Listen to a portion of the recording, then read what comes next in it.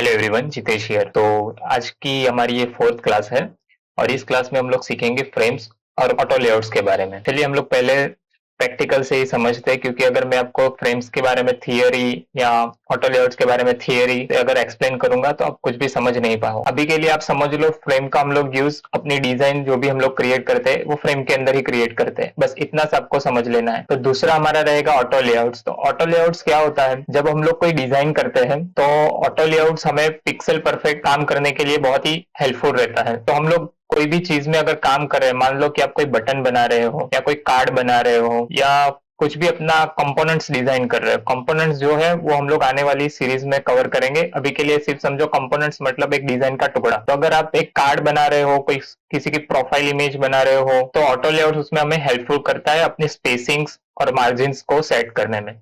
तो चलिए हम लोग एग्जाम्पल के साथ ही समझते हैं। तो ये हमारी स्क्रीन के सामने मैंने एक फ्रेम लिया हुआ है और उसका नाम मैंने सिंपली होम पेज रखा हुआ है। तो हम लोग पहले फोटोशॉप में क्या करते थे, तो हम लोग सबसे पहले एक रेक्टेंगल क्रिएट करते थे, ठीक है। फिर हम लोग अपना टेक्स्ट लिखते थे। मान लो मैं अभी दे रहा हूं नाम बटन, ठीक है। फिर वो जो बटन है वो हम लोग अपने जो भी रेक्टेंगल के उसके ऊपर प्लेस करते थे। मैं अभी इसका कलर थोड़ा चेंज कर देता हूं,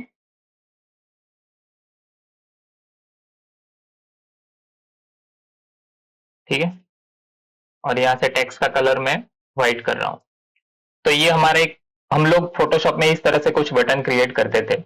लेकिन आप लोग जब फिग्मा यूज करोगे तो हम लोग हमेशा जो भी बटन्स क्रिएट करेंगे वो हम लोग ऑटो लेआउट के साथ ही क्रिएट करेंगे। तो चलिए ऑटो लेआउट का एक एग्जांपल समझ लेते हैं। सबसे पहले हम लोग अगर बटन बनाना है तो हम लोग टेक्स्ट लिखेंगे बटन, ठीक है। फिर ये बटन को सिलेक्ट करना है, जो भी हमारा टेक्स्ट है उसको सिलेक्ट करना है, वहां पे राइट क्लिक करना है और फिर यहाँ से आपको एक ऑप्शन दिखेगा ऐड ऑटो लेआउट के बारे में। अगर आप चाहते हो कीबोर्ड से करना है तो आप शिफ्ट ए प्रेस करो। अभी मैं देखो यहाँ पे क्लिक कर रहा हूँ ऐड ऑटो लेआउट, तो ये हमारे एक ऑटो लेआउट ऐड हो गया है। अगर आप उसका आइकन भी देखोगे तो कुछ इस तरह से लाइनिंग होगी ऑटो लेआउट की, ठीक है। अभी मान लो अगर आपको इसका बैकग्राउंड कलर देना है तो सिंपली यहाँ पे इसको सिलेक्ट करो, फिर यहाँ पे फिल में आके उसका कलर दे दो ये वाला है, ठीक है। अभी आपको इसकी साइज इंक्रीज करनी है या डिक्रीज करनी है तो हम लोग सिंपली क्या करते हैं, पेडिंग और मार्जिन देते हैं।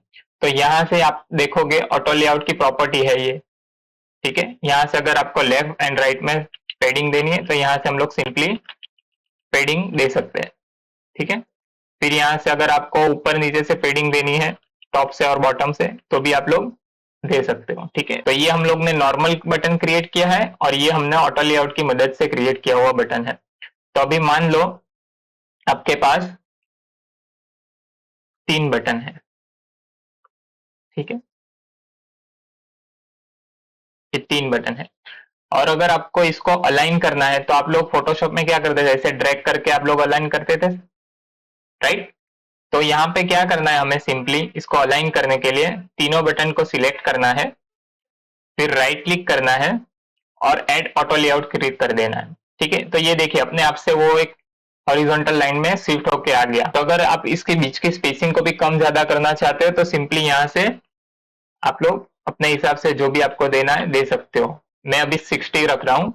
अगर मान लो अगर आपको ये हॉरिजॉन्टल नहीं चाहिए और वर्टिकल चाहिए तो सिंपली यहाँ पे एक एरो दिया हुआ है वर्टिकल का, तो यहाँ पे क्लिक करोगे तो वो वर्टिकली सेट हो जाएगा, यहाँ पे क्लिक करोगे तो वो हॉरिजॉन्टली सेट हो जाएगा, ठीक है। तो एक और एग्जाम्पल होगा हम लोग ऑटो लेआउट के ऊपर सीखते हैं, ठीक है। तो ये मेरी स्क्रीन के ऊपर मैंने एक टेक्स्ट लिया हुआ है, सिंपली आप लोग यहाँ से टेक्स्ट सिलेक्ट कीजिए और सर्च उसमें लिख दीजिए। फिर मैंने एक यहाँ पे एक आइकन रखा हुआ है, ठीक है, सर्च का आइकन। तो आपको इसको ऑटो लेआउट में पहले तो कन्वर्ट कर देना है। इसको बटन बनाने के लिए सबसे पहले आपको इसको ऑटो लेआउट में कन्वर्ट करना है। तो पहले आप दोनों को सिलेक्ट कीजिए, फिर राइट क्लिक कीजिए और ऐड ऑटो लेआउट पे क्लिक कीजिए और उसका कुछ कलर हम लोग चेंज कर देते हैं, ये वाला, ठीक है।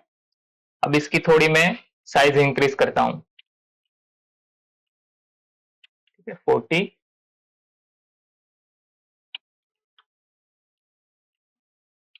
और यहाँ पे 30। तो अगर आपको ये दोनों सर्च और सर्च आइकन जो है उसके बीच का जो स्पेसिंग है उसको कम ज्यादा करना है तो सिंपली आप यहाँ से कर सकते हो, ठीक है। तो ये हमारी एक डिजाइन बोल सकते हैं कि एक पिक्सल परफेक्ट हमारी एक डिजाइन बन के रेडी हो गई है। तो आज की वीडियो में इतना ही। Thank you.